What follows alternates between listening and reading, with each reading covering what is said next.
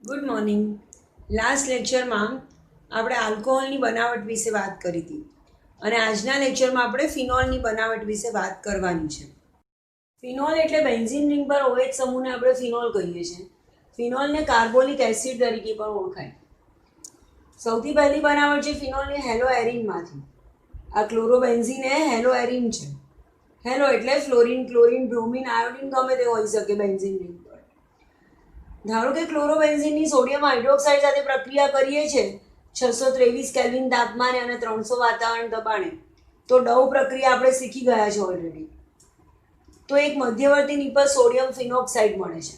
Benzene ring પર ONA ગોઠવાશે, sodium phenoxide મધ્યવર્તી નિપજ, અને HCl એક વધારાની નિપજ છૂટી પડશે. અને સોડિયમ ફિનોક્સાઇડનું જો એસિડીકરણ કરીએ HCl વડે તો NaCl છૂટો પડે અને બેન્ઝીન રિંગ પર OH એટલે ફિનોલની બનાવટ કરી શકાય. બીજી બનાવટ છે ફિનોલની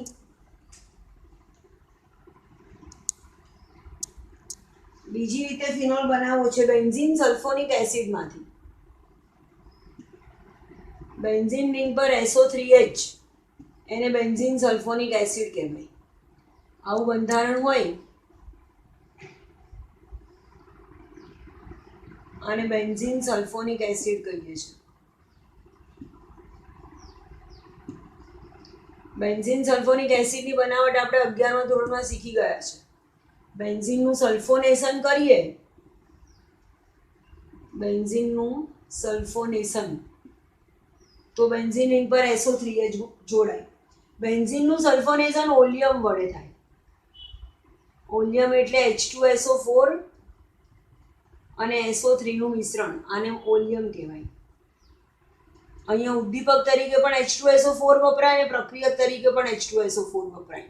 અને બેન્ઝીનનું સલ્ફોનેશન કરીએ તો H2O એક વધારાની નિપજ છૂટી પડે અને બેન્ઝીન રિંગ પર SO3H એટલે બેન્ઝીન સલ્ફોનિક એસિડ મળે. એ બેન્ઝીન સલ્ફોનિક એસિડનું આપણે જો સોડિયમ હાઇડ્રોક્સાઇડ સાથે એસિડિક માધ્યમમાં પ્રક્રિયા કરીએ તો ફરીથી ડવ પ્રોસેસ પ્રમાણે જ ક્લોરોબેન્ઝીનમાંથી જેવી રીતે સોડિયમ ફિનોક્સાઇડ મળ્યો હતો એવી રીતે બેન્ઝીન સલ્ફોનિક એસિડમાંથી પણ સોડિયમ ફિનોક્સાઇડ મળે.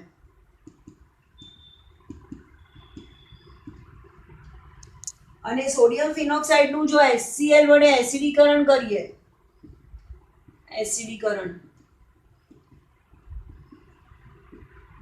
તો બેન્ઝીન રિંગ પર ONA ને બદલે OH આવી જાય અને NaCl એક વધારાની નિપજ છૂટી પડે. તો આવી રીતે ફિનોલની બીજી બનાવટ આપણે કરી શકીએ. બેન્ઝીનમાંથી બેન્ઝીન સલ્ફોનિક એસિડ બનાવવાનો, બેન્ઝીન સલ્ફોનિક એસિડમાંથી પણ ફિનોલ બનાવી શકાય. ત્રીજી રીત છે ફિનોલની બનાવટ માટે. ફિનોલની બનાવટની આપણી પાસે ત્રીજી પ્રક્રિયા છે ડાયઝોનિયમ ક્ષારમાંથી. ડાયઝોનિયમ ક્ષારમાંથી ફિનોલ. ડાયઝોનિયમ ક્ષાર એટલે 1 ડિગ્રી એમાઇન. એનિલીન એ 1 ડિગ્રી એમાઇન છે. બેન્ઝીન રિંગ પર NH2, આને એનિલીન કહેવાય અને આ પ્રાથમિક એમાઇન છે. એમોનિયા NH3 ના એક હાઇડ્રોજનનું વિસ્થાપન બેન્ઝીન વડે થયું એટલે આને 1 ડિગ્રી એમાઇન કહેવાય. તો એનિલીન જે 1 ડિગ્રી એમાઇન છે એની નાઇટ્રસ એસિડ સાથે પ્રક્રિયા કરવાની. નાઇટ્રસ એસિડ એટલે HNO2, આને નાઇટ્રસ એસિડ કહેવાય. અને આ તરત જ બનાવેલો, ફ્રેશ બનાવેલો નાઇટ્રસ એસિડ જોઈએ.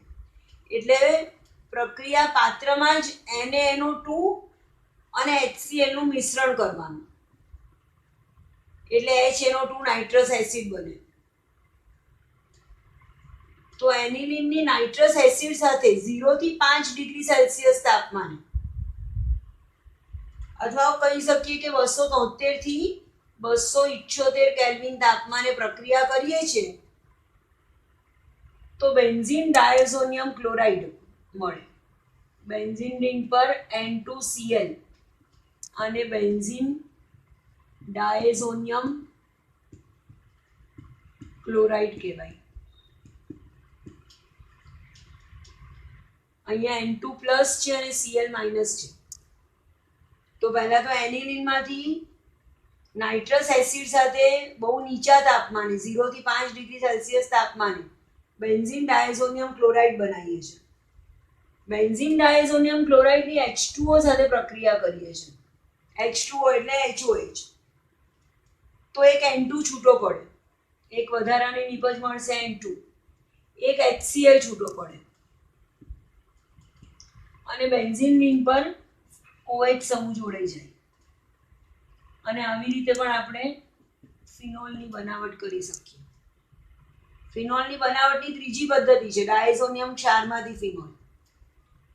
અને ચોથી, વિશ્વમાં ફિનોલનું મોટા ભાગનું ઉત્પાદન ક્યુમિનમાંથી કરવામાં આવે છે. ફિનોલના ઉત્પાદનની ચોથી પ્રક્રિયા છે ક્યુમિનમાંથી ફિનોલ.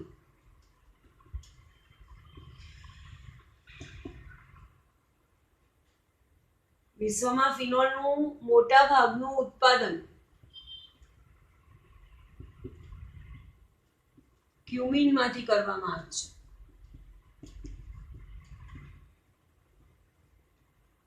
ક્યુમિન એટલે આઇસોપ્રોપાઇલ બેન્ઝીન.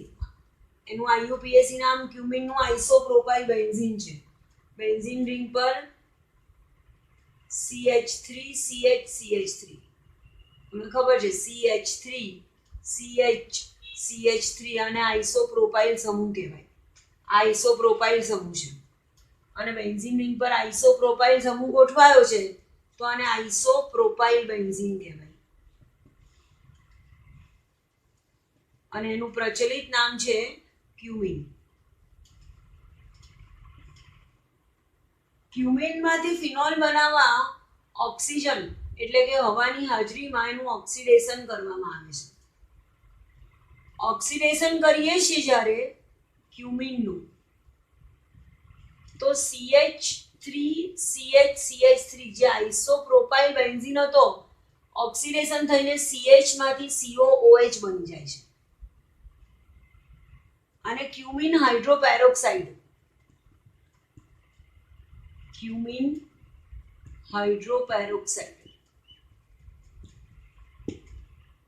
એવું કહેવાય.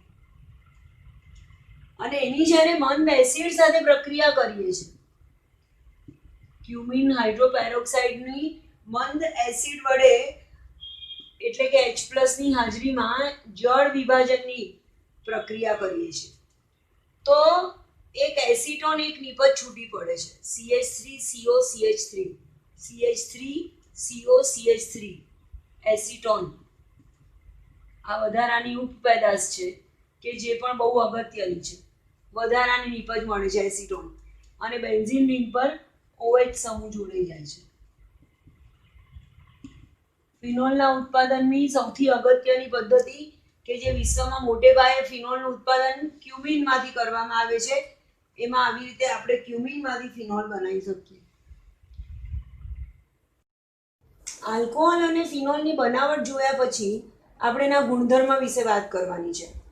તો સૌથી પહેલા આપણે એના ભૌતિક ગુણધર્મ અને ત્યાર પછી એના રાસાયણિક ગુણધર્મ વિશે ચર્ચા કરીશું.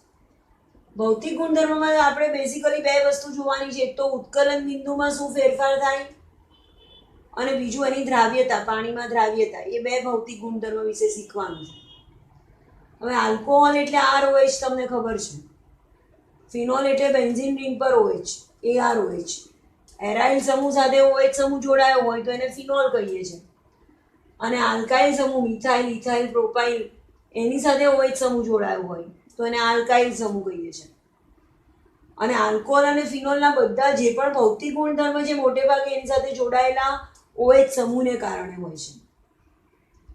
ભૌતિક ગુણધર્મમાં એક અગત્યનો ભૌતિક ગુણધર્મ ઉત્કલન બિંદુની વાત કરીએ તો આગળના ચેપ્ટરમાં પણ તમે શીખી ગયા છો કે જેમ આંતરાણવીય આકર્ષણ બળ પ્રબળ બને એમ ઉત્કલન બિંદુ વધતું જાય. પ્રવાહીને જ્યારે વાયુમાં રૂપાંતરણ કરવાનું હોય તો પ્રવાહીના અણુઓ વચ્ચે જેટલું આકર્ષણ પ્રબળ હોય એટલું એને દૂર કરવા માટે અથવા તો એનું વાયુમાં રૂપાંતરણ કરવા માટે ઊંચું તાપમાન આપવું પડે. તો જેટલું આંતરઆણવીય આકર્ષણ વધારે હોય એટલા ઉત્કલન બિંદુ ઊંચા હોય. હવે આંતરાણવીય આકર્ષણ બે ટાઈપના હોય. અણુ અણુ વચ્ચેનું આંતરાણવીય આકર્ષણ બળ એ બે પ્રકારના હોઈ શકે. કાં તો એ વાન્ડરવાલ્સ આકર્ષણ બળ હોય અને અથવા તો એ હાઇડ્રોજન બંધ હોય. એ અણુ વચ્ચે કાં તો વાન્ડરવાલ્સ આકર્ષણ પ્રકારનું આંતરાણવીય આકર્ષણ હોય અથવા તો હાઇડ્રોજન બંધ હોય. આ જે વાન્ડરવાલ્સ આકર્ષણ બળ છે તમને ખબર છે કે સાર્વત્રિક આકર્ષણ બળ છે. એટલે કોઈ પણ બે અણુમાં હોય જ. કોઈ પણ બે અણુ ગમે ત્યારે નજીક આવે એટલે એમની વચ્ચે વાન્ડરવાલ્સ આકર્ષણ બળ લાગુ પડે જ. અને વાન્ડરવાલ્સ આકર્ષણ બળ એ જેમ અણુભાર વધે એમ વાન્ડરવાલ્સ આકર્ષણ બળ વધે. અને જેમ વાન્ડરવાલ્સ આકર્ષણ બળ વધે એમ ઉત્કલન બિંદુ વધે. તો કોઈ પણ આલ્કાઇલ અથવા તો એરાઇલ સમૂહ સાથે OH સમૂહ જોડાયો હોય, આલ્કોહોલ હોય કે ફિનોલ હોય, એમાં જેમ કાર્બનની સંખ્યા વધે એમ એનો અણુભાર વધે. દાખલા તરીકે એક મિથેનોલ છે CH3OH અને બીજો એક અણુ ઇથેનોલ છે CH3CH2OH. તો કાર્બનની સંખ્યા અહીંયા મિથેનોલમાં 1 છે, ઇથેનોલમાં 2 છે, તો કાર્બનની સંખ્યા વધી તો અણુભાર વધ્યો. અને અણુભાર વધે એટલે વાન્ડરવાલ્સ આકર્ષણ બળ વધે અને ઉત્કલન બિંદુ ઊંચા જાય. એટલે મિથેનોલ કરતા ઇથેનોલ, ઇથેનોલ કરતા પ્રોપેનોલ એના ઉત્કલન બિંદુ ઊંચા હોય. આ એક વસ્તુ યાદ રાખો છો ઉત્કલન બિંદુના ક્રમમાં, કે જેમ કાર્બનની સંખ્યા વધે એમ ઉત્કલન બિંદુ વધે, કારણ કે એને કારણે વાન્ડરવાલ્સ આકર્ષણ બળ વધે છે. બીજું વાન્ડરવાલ્સ આકર્ષણ બળ સંપર્ક સપાટીના ક્ષેત્રફળ પર આધાર રાખે છે. વાન્ડરવાલ્સ આકર્ષણ બળ શેના પર આધાર રાખે? દાખલા તરીકે મારી પાસે નોર્મલ પેન્ટેન છે, તો નોર્મલ પેન્ટેન એટલે CH3CH2 CH2 CH2 CH3, આને નોર્મલ પેન્ટેન કહેવાય. બીજું એક આપણી પાસે આઈસો પેન્ટેન છે, તો છેલ્લેથી બીજા નંબરના કાર્બન પર એક CH3 ની બ્રાન્ચ પડી, આને આઈસો પેન્ટેન કહેવાય. અને એક નિયો પેન્ટેન છે,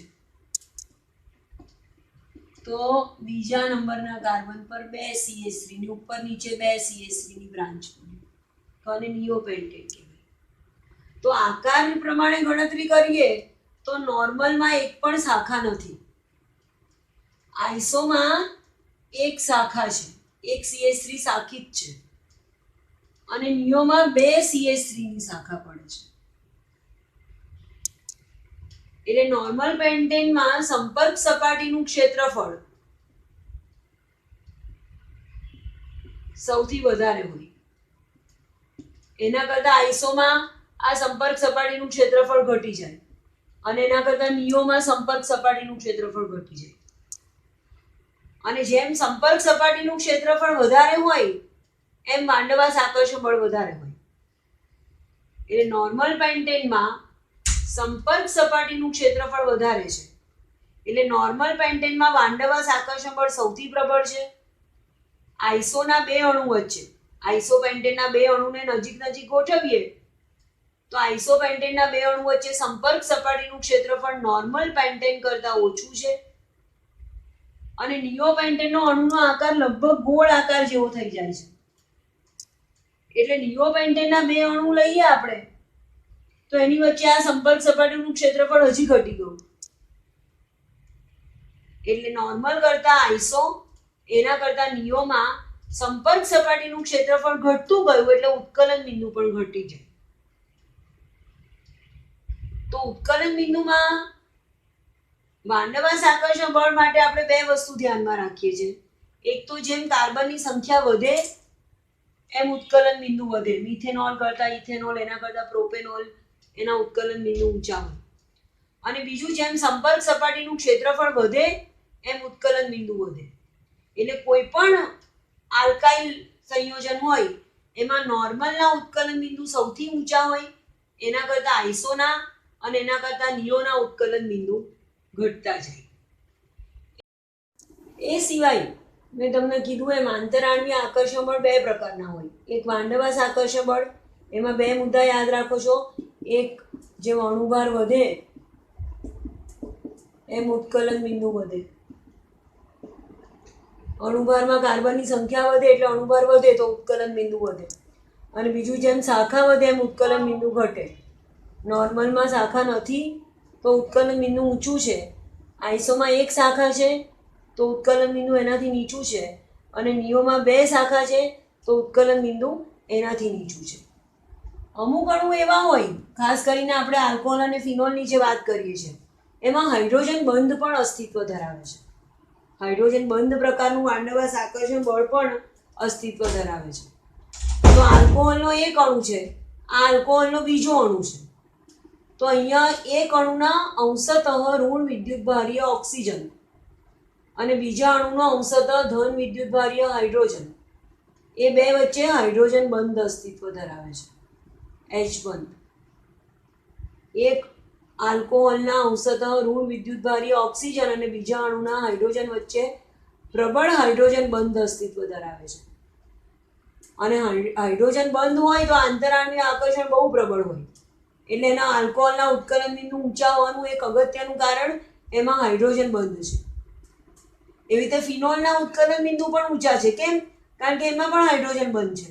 બેન્ઝીન રિંગ પર એક અણુનો OH અને આ બીજો ફિનોલનો અણુ, તો બે અણુ જ્યારે એકબીજાની નજીક આવે છે ફિનોલના, તો એક અણુનો અંશતઃ ધન વિદ્યુતભારીય હાઇડ્રોજન બીજા અણુના અંશતઃ ઋણ વિદ્યુતભારીય ઓક્સિજન સાથે હાઇડ્રોજન બંધથી જોડાય છે. અને પરિણામે આલ્કોહોલ અને ફિનોલના બંનેના ઉત્કલન બિંદુ હાઇડ્રોજન બંધને કારણે વધારે છે. આલ્કોહોલ અને ફિનોલમાં કમ્પેરેટિવલી ઉત્કલન બિંદુનો ક્રમ જોઈએ આપણે. ઉત્કલન બિંદુનો ચડતો ક્રમ જોવો હોય તો આલ્કોહોલ ફિનોલના ઉત્કલન બિંદુ સૌથી ઊંચા હોય. ROH અથવા તો AROH એના ઉત્કલન બિંદુ મેક્સિમમ હોય. કેમ? કારણ કે એમાં હાઇડ્રોજન બંધ છે, પ્રબળ આંતરાણ્વીય આકર્ષણ બળ છે. એના કરતા આલ્ડીહાઇડ અને ઇથરના ઉત્કલન બિંદુ નીચા હોય. આલ્ડીહાઇડ અને ઇથરના ઉત્કલન બિંદુ આલ્કોહોલ કરતા ઓછા હોય. કેમ? કારણ કે આલ્ડીહાઇડ અને ઇથર બંનેમાં હાઇડ્રોજન બંધનું અસ્તિત્વ નથી. એટલે સ્વાભાવિક આના કરતા તો આલ્કોહોલ કરતા તો આલ્ડીહાઇડ અને ઇથરમાં ઓછો જ પ્રબળ આંતરાણ્વીય આકર્ષણ બળ છે. આ બંનેમાં વાંડવાસ આકર્ષણ બળ અસ્તિત્વ ધરાવે છે. દ્વિધ્રુવીય પ્રકારનું વાંડવાસ આકર્ષણ બળ. તમને ખબર છે વાંડવાસ આકર્ષણ બળ 3 પ્રકારના હોય. વાંડવાસ આકર્ષણ બળ 3 પ્રકારના હોય. એકને આપણે દ્વિધ્રુવીય પ્રકારનું વાંડવાસ આકર્ષણ બળ કહીએ છીએ. બીજાનું નામ છે દ્વિધ્રુવીય પ્રેરિત દ્વિધ્રુવીય અને ત્રીજું લંડન બળ. જેમાં દ્વિધ્રુવીય પ્રકારનું વાંડવાસ આકર્ષણ બળ હોય સૌથી પ્રબળ વાંડવાસ કહેવાય. તો આલ્ડીહાઇડ અને ઇથર એ બંનેમાં દ્વિધ્રુવીય પ્રકારનું આકર્ષણ બળ છે. પણ આલ્ડીહાઇડનું આકર્ષણ બળ ઇથર કરતા વધારે છે. આલ્ડીહાઇડમાં RCHO માં ઇથર ROR કરતા પ્રબળ દ્વિધ્રુવીય પ્રકારનું વાંડરવાસ આકર્ષણ બળ અસ્તિત્વ ધરાવે છે. એટલે આલ્ડીહાઇડના ઉત્કલન બિંદુ ઇથર કરતા ઊંચા છે. અને આલ્કેનના ઉત્કલન બિંદુ સૌથી ઓછા હોય. આલ્કેન સંયોજનોના ઉત્કલન બિંદુ, કારણ કે એમાં આલ્કોહોલની જેમ હાઇડ્રોજન બનતો છે જ નહીં અને એ સિવાય એમાં જે વાંડવાસ આકર્ષણ બળ છે એ પણ દ્વિધ્રુવીય પ્રકારનું નથી. એટલે અહીંયા નિર્બળ વાંડવાસ આકર્ષણ બળ અસ્તિત્વ ધરાવે છે. એટલે ઉત્કલન બિંદુનો ક્રમ આલ્કોહોલના મેક્સિમમ, એના કરતા આલ્ડીહાઇડના ઉત્કલન બિંદુ નીચા હોય, એના કરતા ઇથરના અને આલ્કેનના ઉત્કલન બિંદુ સૌથી ઓછા હોય. આ કમ્પેરિઝન ક્યારે કરાય? જ્યારે બધાનો અણુભાર સરખો હોય ત્યારે.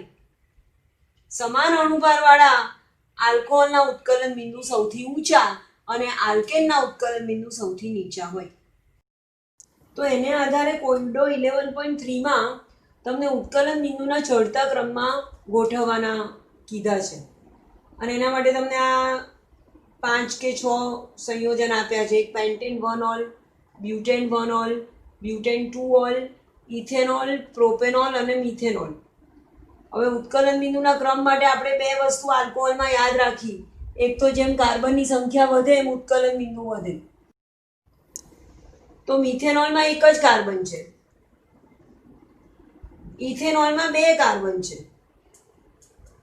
પ્રોપેનોલમાં 3 કાર્બન છે, બ્યુટેન 1 ઓલ અને બ્યુટેન 2 ઓલ એ બંનેમાં 4 કાર્બન છે અને પેન્ટેનોલમાં 5 કાર્બન છે.